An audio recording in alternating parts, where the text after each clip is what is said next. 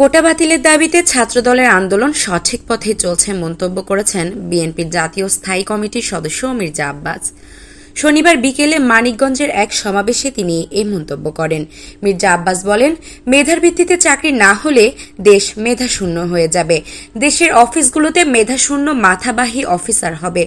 সুতরাং ছাত্রদের আন্দোলন ভুল পথে নয়, সঠিক পথেই চলছে। কোটার কথা আমাদের সময় কখনোই শুনিনি। কিসের জন্য কোটা? যে লেখাপড়া করবে সে এগিয়ে যাবে এবং চাকরি পাবে। বীর মুক্তিযোদ্ধাদের সন্তানদের কোটা ভিত্তিতে চাকরির বিষয়ে কোনো আপত্তি নেই, তবে কোটায় ভুয়া মুক্তিযোদ্ধার সন্তানরা যেন চাকরি না পায়। খালেদা জিয়ার মুক্তির বিষয়ে মির্জা আব্বাস বলেন, চোর ডাকাত ও লুটেরা মুক্তি পেয়ে যায়।